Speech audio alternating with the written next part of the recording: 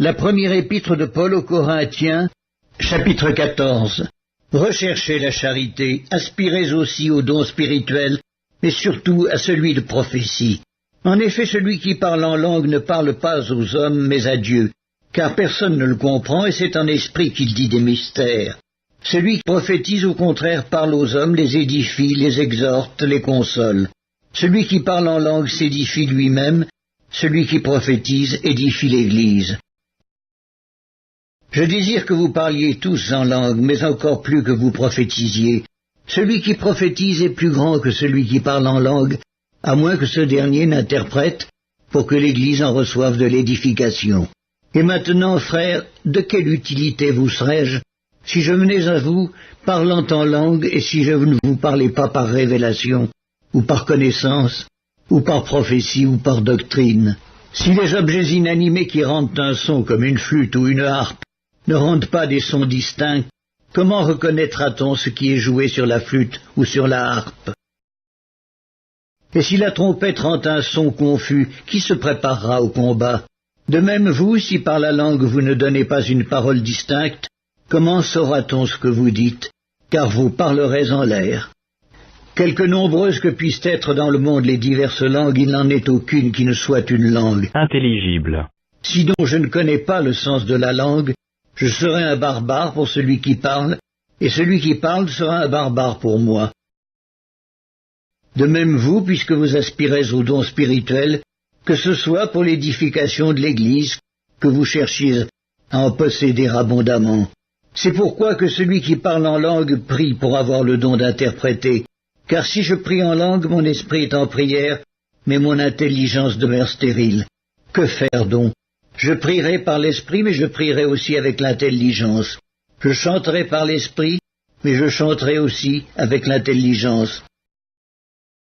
Autrement, si tu rends grâce par l'esprit, comment celui qui est dans les rangs de l'homme du peuple répondra-t-il Amen à ton action de grâce, puisqu'il ne sait pas ce que tu dis?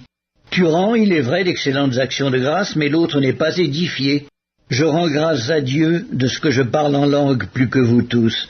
Mais dans l'Église, j'aime mieux dire saint paroles avec mon intelligence, afin d'instruire aussi les autres, que 10 000 paroles en langue.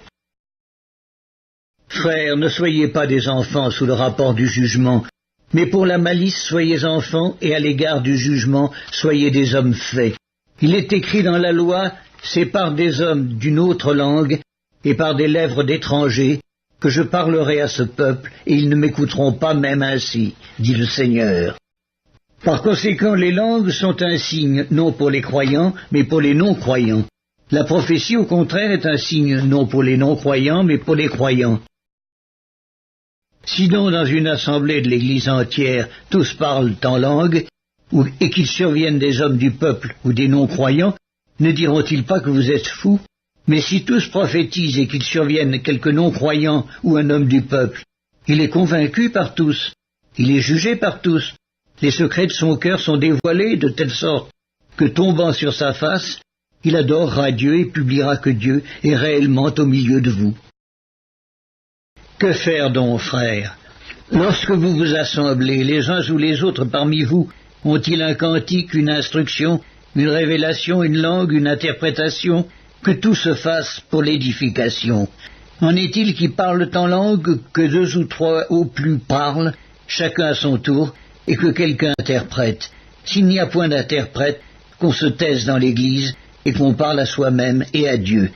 Pour ce qui est des prophètes, que 2 ou 3 parlent et que les autres jugent. Et si un autre qui est assis a une révélation, que le premier se taise.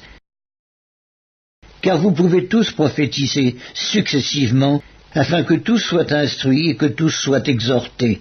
Les esprits des prophètes sont soumis aux prophètes, car Dieu n'est pas un Dieu de désordre, mais de paix. Comme dans toutes les églises des saints, que les femmes se taisent dans les assemblées, car il ne leur est pas permis d'y parler, mais qu'elles soient soumises selon que le dit aussi la loi.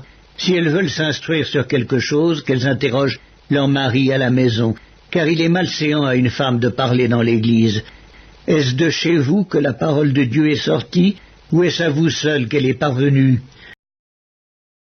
Si quelqu'un croit être prophète ou inspiré, qu'ils reconnaissent que ce que je vous écris est un commandement du Seigneur, et si quelqu'un l'ignore, qu'il l'ignore. Ainsi donc, frères, aspirez au don de prophétie, et n'empêchez pas de parler en langue, mais que tout se fasse avec bienséance et avec ordre.